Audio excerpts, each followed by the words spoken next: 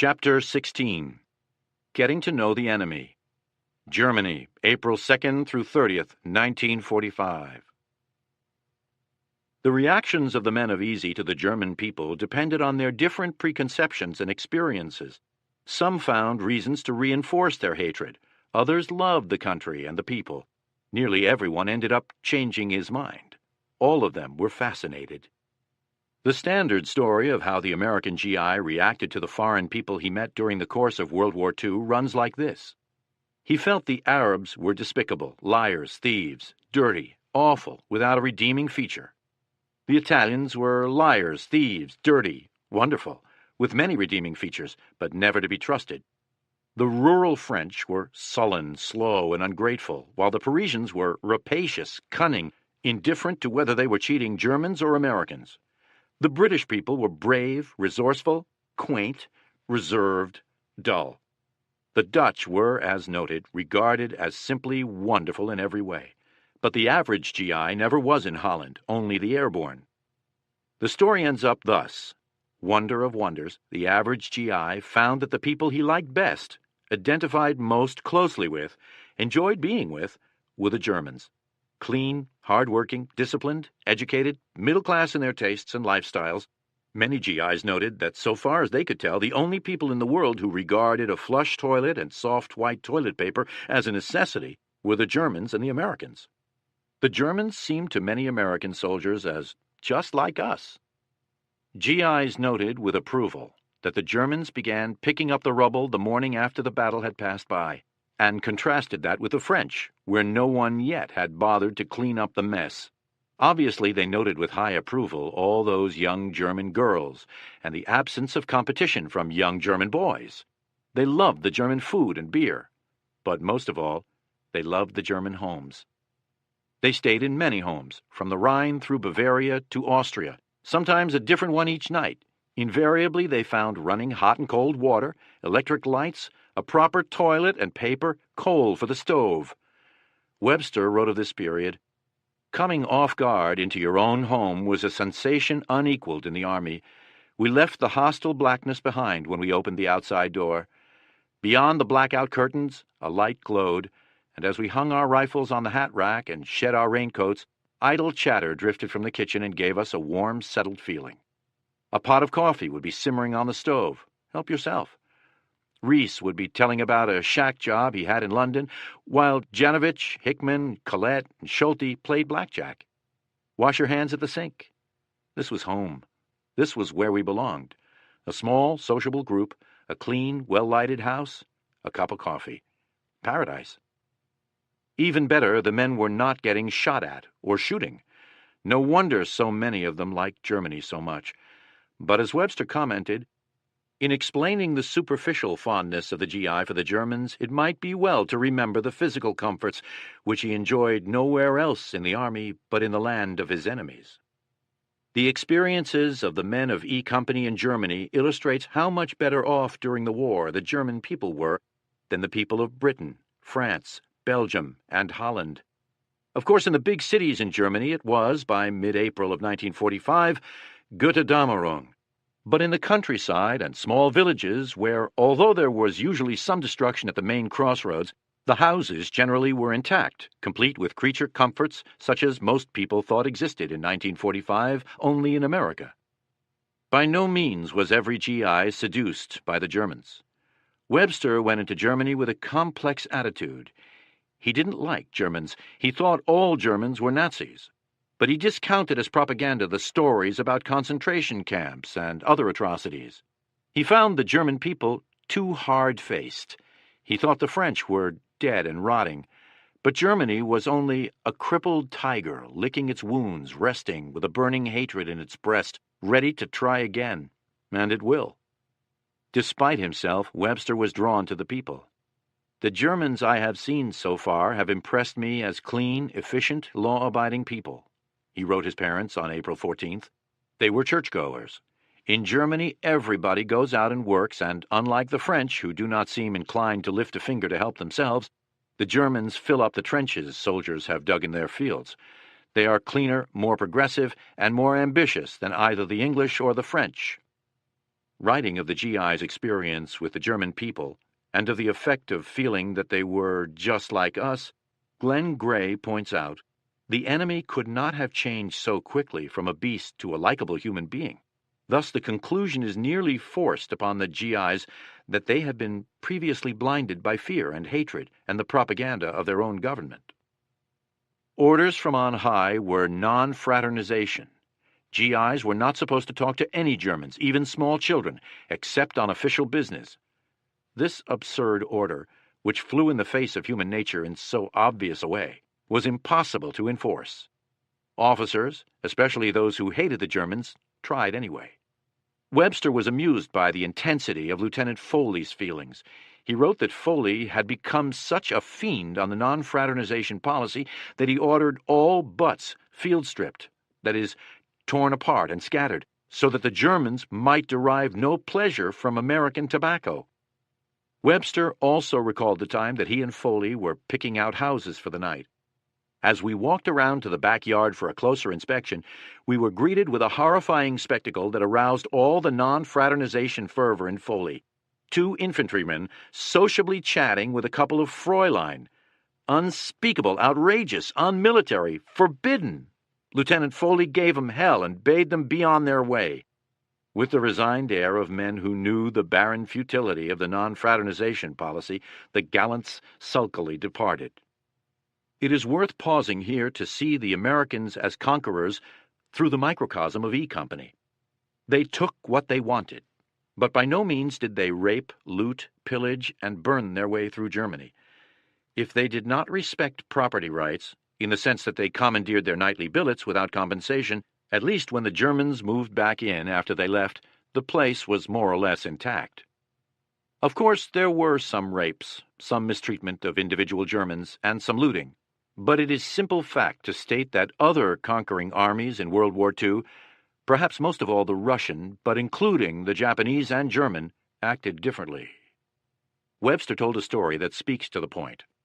Reese, who was more intent on finding women than in trading for eggs, and I, made another expedition, a mile west to a larger village where there were no GIs. Like McCreary, Reese tended to show an impatience with hens and a strong interest in skirts. Regardless of age or appearance, he'd tell me, "There's a nice one. Boy, that's a honey. Speak to her, Webb, goddamn." Since I was shy, however, and those females invariably looked about as sociable as a fresh iceberg, I ignored his panting plaints. Besides, the Fraus weren't apt to be friendly in public, where the neighbors could see them. Maybe indoors or at night. Finally, we came to a farm where a buxom peasant lass greeted us. Reese smiled. After I'd gotten some eggs, Reese, who kept winking at her, gave her a cigarette and a chocolate bar, and as love bloomed in the garden of D-Ration, a newly issued food package, and Chelsea's, I backed out of the door and waited in the sun. No dice, Reese later reported. I returned home with a helmet full of eggs, Reese with a broken heart. But it was, as he said, good fraternizing territory. He tried again that night before 6 o'clock curfew went into effect. No luck. Had Reese been a Soviet, German, or Japanese soldier, this little non-incident probably would have turned out differently. The company moved by truck from Mourmelon to the Ruhr pocket. The 101st took up positions on the west bank of the Rhine facing Dusseldorf. The 2nd Battalion's sector was from Stützelburg on the north to Worringham on the south, with the 82nd Airborne on the battalion's right flank. The 82nd faced Cologne. It was more an occupation position than front line. The platoons kept outposts down on the riverbank, while the men stayed in homes in various small villages. There was some artillery shelling back and forth, but not much. There was no small arms fire. The men were on outpost each night. Here Private O'Keefe got his initiation. One night he was on outpost with Private Harry Lager, who had also just joined the company at Mourmelon in a ready-made foxhole beside the dike. They heard a thump, thump, thump. O'Keefe whispered to Lager, "Stay in the hole, but make room for me to drop in a hurry. I'm going up on that dike to see if I can make out what that is approaching." Up on the dike, O'Keefe recalled. I couldn't see a damn thing, but the noise was almost on top of me. Suddenly the nose of a small tank stuck out through the fog. I yelled, "Halt! Who goes there?" and ready to dive off that dike into the hole with Lager. A voice came out of the tank. "It's just a couple of limeys and we're lost." O'Keefe ordered the men to come down to be inspected. A British sergeant did so, saying, "By God, Yank, are we glad to see you. We started out on that bloody dike at midnight and we can't find our way off." "What's making that noise?" O'Keefe asked. "Oh, that," the Brit replied. "It's one of our treads. It's broke. We can only travel about 2 miles an hour. The tread goes around but hits the ground on each rotation." O'Keefe suggested that the sergeant put his crewmate out in front, walking ahead, else they might get plastered at the next checkpoint. The sergeant said he would. O'Keefe rejoined Lager, glad to note that Lager had them covered with his M1 the whole time.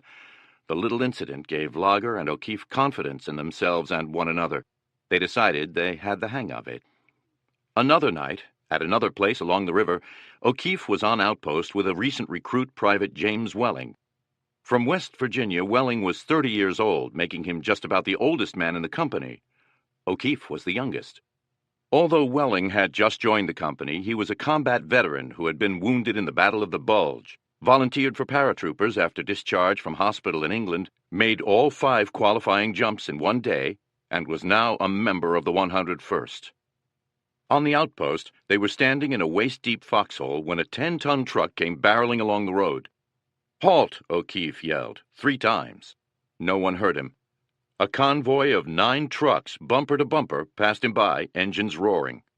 "What do you do when you yell halt and you realize they'll never hear you?" O'Keefe asked Welling. "Not much you can do," he replied. Half an hour later, the trucks came back, full speed, except now there were only 8 trucks. "Jim, what's down that road?" O'Keefe asked. "I don't know. Nobody said." A quarter of an hour later, Captain Spears showed up, madder than hell. He shouted at Welling, "Why didn't you stop those trucks? The bridge is out down there, and one of those trucks is now hanging over the edge." Having heard various stories about Spears' temper, O'Keefe expected the worst. But Welling shouted right back, "How the hell were we going to stop 9 trucks going full bore? And why didn't someone tell us the bridge was out? Hell, we didn't even know there was a bridge there." "Where's the other guard?" Spears demanded. O'Keefe stepped out of a shadow with his M1 pointed about waist-high and said as menacingly as he could, "Right here, sir." Spears grunted and left. A night or so later, a jeep came along, no lights. Welling called out, "Halt!" The jeep contained Captain Spears, another captain, and a major in the back seat. Welling said the password. Spears gave the countersign in a normal conversational tone. Welling couldn't make out what he had said and repeated the challenge. Spears answered in the same tone. Welling still didn't hear him. Tense and a bit confused, O'Keefe lined up his M1 on the major in the back. He looked closely and realized it was Winters. Welling gave the password for the 3rd time. The captain, who was driving, finally realized Welling had not heard and yelled out the countersign. Spears jumped out of the jeep and started to curse out Welling. Welling cut him off. "When I say halt, I mean halt. When I give the password, I expect to hear the countersign."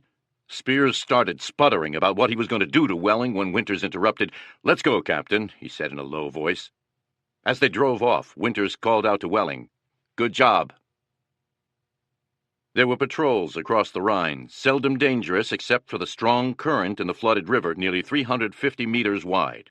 When Winters got orders on April 8th to send a patrol to the other side, he decided to control the patrol from an observation post to make certain no one got hurt. Winters set the objectives and controlled the covering artillery concentration, then monitored the patrol step by step up the east bank of the river. Lieutenant Welsh, Battalion S2, accompanied him and was disgusted with the safety limits Winters insisted on. "We went through the motions of a combat patrol," Winters remembered, "and found nothing. Everyone returned safely." Most patrols were similarly unsuccessful. Malarkey reported that a replacement officer took out a patrol, got across the river, advanced several hundred yards inland, drew fire from a single rifleman, reported over the radio that he had met stiff resistance, and withdrew to friendly territory, to the mingled relief and disgust of his men. A couple of days later, things didn't work out so well. The patrol leader was Major William Leach, recently promoted and made Regimental S2 by Sink. He had been ribbed unmercifully back at Mourmelon when his gold leaves came through. "When are you going to take out a patrol, Leach?" his fellow officers asked. He had never been in combat and consequently had no decorations. Characterized by Winters as a good staff officer who made his way up the ladder on personality and social expertise, Leach wanted to make a career out of the Army. For that, he felt he needed a decoration. On the night of April 12th, Leach set out at the head of a four-man patrol from the S2 section at Regimental HQ, but he made one fatal mistake. He failed to tell anyone he was going. Easy Company men on outpost duty heard the splashing of a boat the patrol was using as it crossed the river. As far as they were concerned, unless they had been told of an American patrol at such and such a time, any boat in the river contained enemy troops. They opened up on it. Quickly the machine guns joined in. The fire ripped the boat apart and hit all the men in it, including Leach. Ignoring the pitiful cries of the wounded drowning in the river, the machine gunners kept firing bursts at them until their bodies drifted away. They were recovered some days later downstream. In the judgment of the company, Leach and four men had perished in a most unnecessary, inexcusable fashion because he had made an obvious and unpardonable mistake. That day, the company got the news that President Roosevelt had died.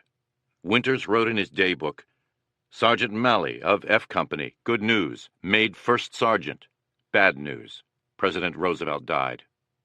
"I had come to take Roosevelt for granted," Webster wrote his parents, "like spring and Easter lilies. And now that he is gone, I feel a little lost." Eisenhower ordered all unit commanders to hold a short memorial service for Roosevelt on Sunday, April 14th. Easy Company did it by platoons. Lieutenant Foley, who never was much enamored with Roosevelt, gathered his platoon. He had a St. Joseph missal in his musette bag. In it he found a prayer. He read it out to the men and later claimed to be the only man who ever buried Franklin D. as a Catholic. Overall, Easy's time on the Rhine guarding the Ruhr pocket was boring. Time hung so heavily, a disgusted Webster wrote, that we began to have daily rifle inspections. Otherwise, we did nothing but stand guard on the crossroads at night and listen to a short current events lecture by Lieutenant Foley during the day. With their high energy level and the low demands on them, the men turned to sports. They found some rackets and balls and played tennis on a backyard court, or softball in a nearby field. Webster was no athlete, but he had a high level of curiosity. One day he realized the fulfillment of a lifetime ambition when he and Private John Janovec scaled a 250-foot-high factory smokestack. When they got to the top, they had a magnificent view across the river. To Webster, the Ruhr seemed absolutely lifeless, even though everywhere we looked there were factories, foundries, steel mills, sugar plants, and sheet metal works. It looked like Chicago, Pittsburgh, and St. Louis decentralized. On April 18th, all German resistance in the Ruhr pocket came to an end. More than 325,000 German soldiers surrendered. Easy was put to guarding a displaced persons camp at Dormagen. There were Poles, Czechs, Belgians, Dutch, French, Russians, and others from different parts of Nazi-occupied Europe in the camp, tens of thousands. They lived in a common barracks, segregated by sex, crowded, all but starving in many cases, representing all ranges of age. Once liberated, their impulse was to catch up on their rest and their fun, so sadly lacking for the past few years. Webster reported that they were contentedly doing nothing. They had worked hard under the Germans and eaten little. Now they would rest. Their happiness, singing, and willingness to do favors for the soldiers endeared them to the men of Easy. KP was now a thing of the past. No member of Easy ever peeled a potato after this point, or swept a room, or washed a mess kit, or policed the area. There were always DPs for that, especially as the Americans were so generous in paying. More than a few men took along a combination son and servant. Lutz practically adopted a thin little boy, Muchik, who wore battered shoes much too large. His parents had died in the slave labor camp. Muchik's big dark eyes and bright, energetic demeanor were irresistible to Lutz. He got Muchik a uniform of sorts and brought him along for the tour of Germany, teaching him the fundamentals of Army profanity as they rode along. As the division history notes, though strict orders were given that no DPs were to be taken along, some of the personnel spoke very broken English, never appeared in formations, and seemed to do a great deal of kitchen police. In short, Easy was about to depart on a tour of Germany that would be first class in every way. comfortable homes each night, great food and wine, free to take almost whatever they wanted, being driven along an autobahn reserved for them, riding at a leisurely pace on big rubber tires, with wondrous sights to see. The dramatic Alps on one side, the dramatic disintegration of what had been the most feared army in the world on the other, with body servants to care for their every need. Except one. They would have loved to have brought some of the DP girls along, but they did no better with them than they had with the German girls. Like GIs everywhere, they assumed that a D ration and a couple of Chelseas were the key to any woman's heart, only to be disappointed. The second-generation Czechs and Poles in the company had been especially excited. They spent all their spare time, night and day, using their limited language ability to court the stocky, balloon-chested peasant girls of their fathers' native lands. But contrary to their expectations, the girls, with their Catholic upbringing and Central European background, were chaste. For Webster, the effect of the DP camp was to stir up his hatred of the Germans. Why were these people here, he asked himself about the DPs. They had done nothing, had no politics, committed no crime, possessed nothing. They were there because the Nazis needed their labor. There was Germany and all it stood for, Webster concluded. The Germans had taken these people from their homes and sentenced them to work for life in a factory in the Third Reich. Babies and old women, innocent people, condemned to live in barracks behind barbed wires, to slave 12 hours a day for an employer without feeling or consideration, to eat beet soup, moldy potatoes, and black bread. This was the Third Reich. This was the new order. Work till you died. With cold deliberation, the Germans had enslaved the populace of Europe. So far as Webster was concerned, the German people were guilty. Every one of them. The guard duty lasted only a few days. Back on the Rhine, Winters instituted a training schedule that included reveille, inspection, calisthenics, and close-order drill, squad tactics, map reading, and so forth. The day ended with retreat. It was like being back in basic training and much resented. As always, in a rear echelon area, rank was being pulled, widening the distance between the enlisted men and the officers. Lieutenant Ralph D. Ritchie, a gung-ho replacement officer serving as Battalion S1, was particularly obnoxious. One day he had the company lined up for inspection. An old German woman rode her bicycle innocently through the ranks. Ritchie became so enraged that he fetched her a blow that knocked her off her bicycle. She burst into tears. He stormed at her and ordered her to move on. The men were disgusted by his behavior. The following day, the company made a forced 5-mile speed march, Lieutenant Ritchie leading. The men rolled up their sleeves and carried their weapons as comfortably as possible. Ritchie was furious. He halted the company and gave the men hell. "I have never seen such a sloppy company," he shouted. "There are 120 men in this company, and I see 120 different ways of carrying a rifle, and you guys think you're soldiers."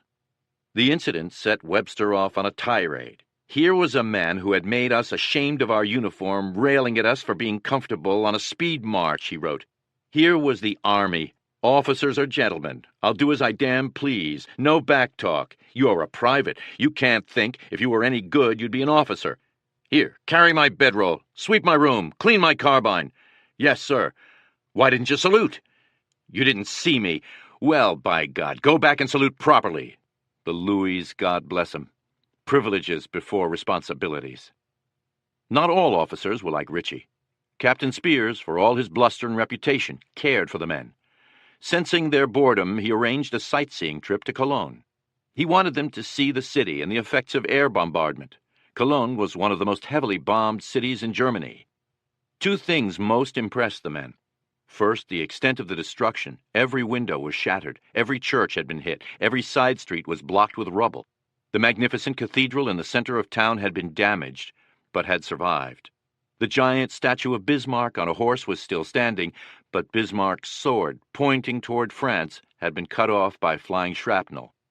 A group of easy men wandered to the Rhine, where they began pointing and laughing at the grotesque ruins of the Hängebrücke, or suspension bridge. An elderly German couple stood beside them. To the shame of the Americans, the Germans began to cry and shake their heads. All their beautiful bridges had been twisted and mangled, and here were American boys laughing. The second impression was not of destruction, but of people. Lieutenant Foley noted that the residents on their own volition were determined to clean up and sweep out the ruins of war. Along most of the streets, there were neat stacks of salvageable cobblestones. Houses were worked on to remove the debris. They were still in bad shape, yet they appeared almost ready to be rebuilt. Amazing. April 19th was a big day for the company. The division quartermaster handed out 34 pairs of socks per platoon, or about 1 pair for each man, plus 3 bottles of Coca-Cola, accompanied by stern orders to turn in the bottles, and 2 bottles of American beer per man. The men got paid for February and March in the form of Allied military marks. These were their first marks, and they were ordered to turn in all their French, British, Dutch, Belgian, and American money for marks. On April 22nd, the company loaded up in the German version of the 40 and 8s. The cars had been sprayed with DDT and filled with straw. Each man got 5 K rations. They were off to Bavaria and the Alps. Bradley had assigned the 101st to U.S. 7th Army. Its objectives were Munich, Innsbruck, and the Brenner Pass. The purpose was to get American troops into the Alps before the Germans could create a redoubt there from which to continue the war. Hitler's Eagle's Nest in Berchtesgaden was the presumed HQ for this combination last stand and the beginning of a guerrilla war against the occupiers. Eisenhower's biggest fear was that Hitler would get to the Eagle's Nest, where he would be well protected and have radio facilities he could use to broadcast to the German people to continue the resistance or begin guerrilla warfare. It turned out that the Germans had neither serious plans nor sufficient resources to build a mountain redoubt. But remember, we are only 4 months away from a time when everyone assumed the German army was kaput, only to be hit by the bulge. So the fear was there. But the reality was that in its drive to Berchtesgaden, Easy was as much as 100 miles behind the front line, in a reserve position, never threatened. The company's trip through Germany was more a grand tour than a fighting maneuver. The tour began with a 200-kilometer train ride through 4 countries. So great was the Allied destruction of the German rail system that to get from the Ruhr to southern Germany, it was necessary to go through Holland, Belgium, Luxembourg, and France. The men rode in open cars, sleeping, singing, swinging their feet out the doors, sunbathing on the roof of the 40 and 8. Popeye Wynne led them in endless choruses of the ETO theme song, Roll Me Over in the Clover. The train passed within 25 miles of Bastogne. The division history commented, the occasional evidence of the bitter fighting of 3 months before made the hair rise on the necks of many of the veterans of Bastogne. But at the same time, remembering only snow, cold, and dark and ominous forests, they were surprised at the beauty of the rolling lands under the new green of spring. They got back into Germany and then to the Rhine at Ludwigshafen, where they got off the train and switched to a vehicle called DUKW. D, 1942, U, amphibian, K, all-wheel drive, W, dual rear axles. These DUKWs had come in with the invasion of the south of France. These were the first E Company had seen. The DUKW was outstanding in every respect, but because it was a hybrid, neither the War nor the Navy Department ever really got behind it. Only 21,000 were built in the course of the war. The men of E Company wished it had been 210,000, or even 2,100,000. A DUKW could carry 20 fully equipped riflemen in considerable comfort. It could make 5 knots in a moderate sea, 50 miles per hour on land, riding on oversized rubber tires. It was a smooth-riding vehicle without the bounce of the deuce-and-a-half GI truck or the springless jarring of the Jeep. Webster said the DUKW rides softly up and down like a sailboat in a gentle swell. They crossed the Rhine on the Ernie Pyle Bridge, a pontoon structure built by the engineers, and headed toward Munich. They went through Heidelberg, and Webster was entranced. When we saw all the undamaged buildings and the beautiful river promenade, where complacent civilians strolled in the sun, I was ready to stay in Heidelberg forever. The green hills, the warm sunlight, the cool, inviting river, the mellow, collegiate atmosphere. Heidelberg spelled paradise in any language. From then on, the convoy traveled a circuitous route southeast, skirting mountains on main roads and side paths. All the while, Webster wrote, we marveled at the breathtaking beauty of Germany. As a writer said in the New Yorker, it seemed a pity to waste such country on the Germans. In mid-afternoon, Spears would send Sergeants Carson and Malarkey on ahead to pick out a company CP in such and such a village. They were to get the best house and reserve the best bedroom for Captain Spears. Carson had high school German. He would pick the place, knock on the door, and tell the Germans they had 5 minutes to get out, and they were not to take any bedding with them. Give them more than 5 minutes, Spears had told them, they will take everything with them. Once the advance party came on an apartment complex 3 stories high, perfect for HQ and most of the company. Carson knocked on doors and told tenants, "Raus in 5 Minuten." They came pouring out, crying, lamenting, frightened. I knocked on this one door, Carson recalled, and an elderly lady answered. I looked at her and she stared at me. God, it was a picture of my own grandmother. Our eyes met, and I said, "Bleib hier," or "Stay here." Malarkey picked up the story. Then Spears would finally show up, and you wouldn't see Spears for about 2 or 3 hours. He was the worst looter I ever saw. He couldn't sleep at night thinking there was a necklace or something around. Whenever he got a chance, Spears would mail his loot back to his wife in England.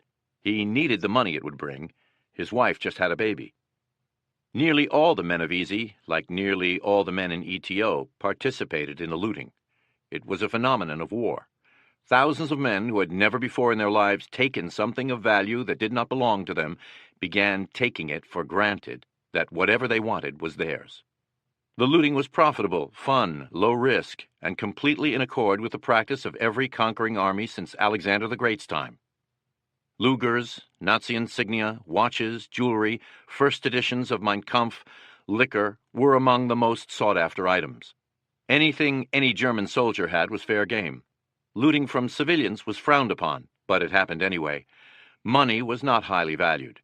Sergeant Edward Heffron and medic Ralph Spina caught a half-dozen German soldiers in a house. The Germans surrendered. Heffron and Spina took their watches, a beautiful set of binoculars, and so forth. They spotted a strongbox on the shelf. Spina opened it. It was a Wehrmacht payroll in marks. They took it. In Spina's words, there we were, 2 boys from South Philly who just pulled off a payroll caper with a carbine and a pistol. Back at their apartment, Heffron and Spina debated what to do with the money as they knocked back a bottle of cognac. In the morning, they went to Mass at the Catholic Church and gave the money away to the worshippers. With the exception of some bills of large denominations, which we split up, Spina confessed. We weren't that drunk not to keep any for ourselves. They took vehicles of all types, private and army.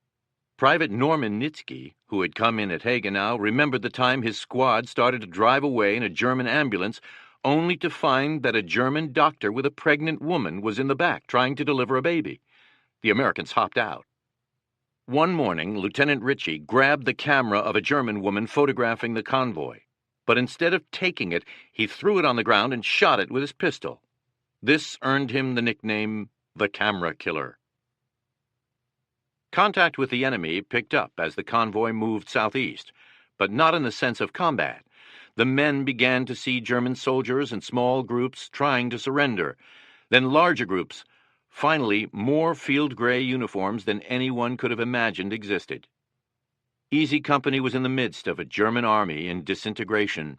The supply system lay in ruins. All the German soldiers wanted was a safe entry into a POW cage. I couldn't get over the sensation of having the Germans, who only a short time ago had been so difficult to capture, come in from the hills like sheep and surrender, Webster wrote. When the convoy reached the Autobahn leading east to Munich, the road was reserved for Allied military traffic, the median for Germans marching west to captivity. Gordon Carson recalled that as far as you could see in the median were German prisoners, fully armed. No one would stop to take their surrender. We just waved. Webster called the sight of the Germans in the median a tingling spectacle. They came on in huge blocks. We saw the unbelievable spectacle of 2 GIs keeping watch on some 2,500 enemy. At that moment, the men of the company realized that the German collapse was complete, that there would be no recovery this spring as there had been last fall. There was still some scattered, sporadic resistance. Every single bridge was destroyed by German engineers as the Allies approached. Occasionally, a fanatic SS unit would fire from its side of the stream. It was more an irritant than a threat or danger. The Americans would bring forward some light artillery, drive the SS troops away, and wait for the engineers to repair the old or make a new bridge. Winters was struck by the German fanaticism, the discipline that led German engineers to blow their own bridges when the uselessness of the destruction was clear to any idiot, and the total futility of the war. Here was a German army trying to surrender and walking north along the Autobahn, while at the same time another group was blowing out the bridges to slow down the surrender. On April 29th, the company stopped for the night at Buchloe in the foothills of the Alps, near Landsberg. Here they saw their first concentration camp. It was a work camp, not an extermination camp, one of the half-dozen or more that were part of the Dachau complex. But although it was relatively small and designed to produce war goods, it was so horrible that it was impossible to fathom the enormity of the evil. Prisoners in their striped pajamas, three-quarters starved, by the thousands. Corpses, little more than skeletons, by the hundreds. Winters found stacks of huge wheels of cheese in the cellar of a building he was using for the battalion CP and ordered it distributed to the inmates. He radioed to regiment to describe the situation and ask for help.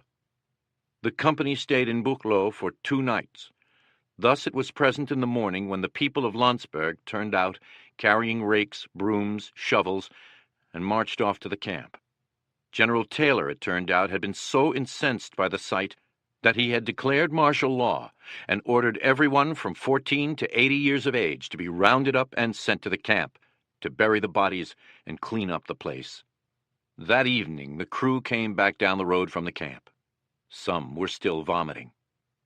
The memory of starved, dazed men, Winters wrote, who dropped their eyes and heads when we looked at them through the chain-link fence, in the same manner that a beaten, mistreated dog would cringe, leaves feelings that cannot be described and will never be forgotten.